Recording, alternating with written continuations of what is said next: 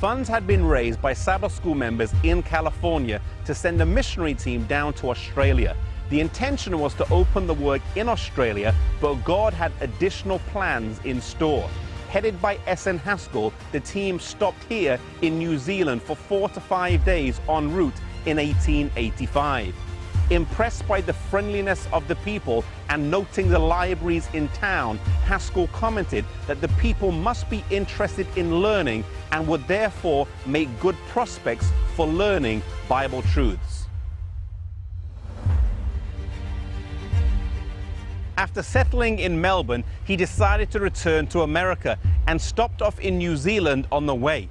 He had heard of a group of Sunday-keeping Adventists and found accommodation with Edward and Lizzie Hare. They introduced him to others in the area, and he held some meetings over the course of a few weeks. Breaking the evangelistic rule, he presented the Sabbath on the first night and the second coming on the second night. They were convinced and encouraged him to visit the rest of the Hare family who lived north in Cayo.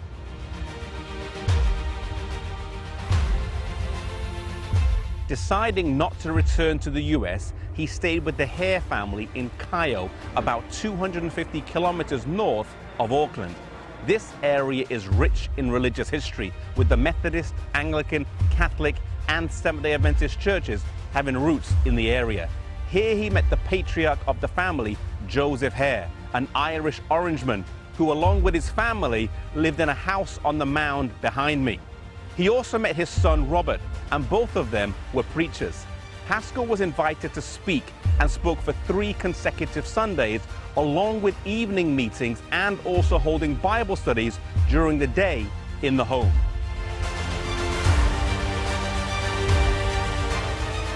The Hare family decided to keep the Sabbath, and this chemist behind me would end up being one of the first church buildings that they met in. Robert, the son, had a difficult decision to make. He was engaged to be married. The house had been built, the furniture had been ordered, but his bride-to-be objected to his new beliefs. It was marriage or the Sabbath. She wouldn't convert, and he wouldn't compromise. The marriage was off, and he left for America to study for the ministry at Healdsburg College.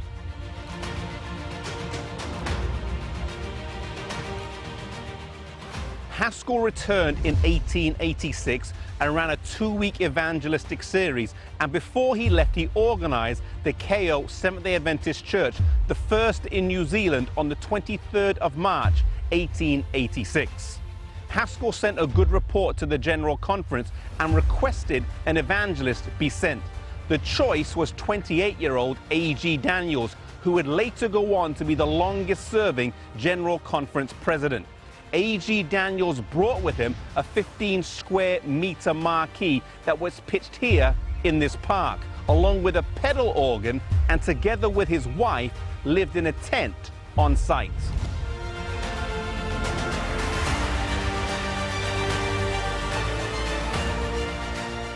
A.G. Daniels would lead the first evangelistic tent series in Auckland and drew large crowds. And at the end of 17 weeks of meetings, a Sabbath school with 78 members was started. Later on, a small wooden church was built on McKelvey Street with 67 charter members, and the first service took place on the 15th of October, 1887. This was the first church built in the Southern Hemisphere and still stands today as part of the Ponsonby Seventh-day Adventist Church.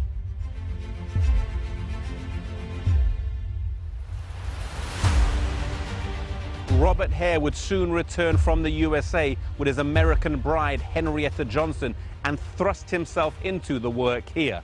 A few years later, a conference would be formed, and the work would progress to the South Island, with S.N. Haskell, amongst others, starting the church there as well. A few years later, the conference would split into 2 in 1915. A college was also started at Longburn on the south part of the North Island. When Ellen White was in the South Pacific, she spent some time here helping to establish the church, and spoke at the first New Zealand camp meeting, and also began writing on the life of Christ while she was down here.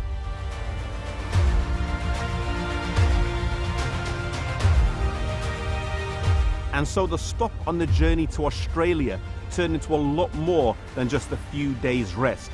God had bigger plans than just rest and relaxation. S.N. Haskell's return journey to America never materialized then, and instead the church was birthed here in this beautiful country.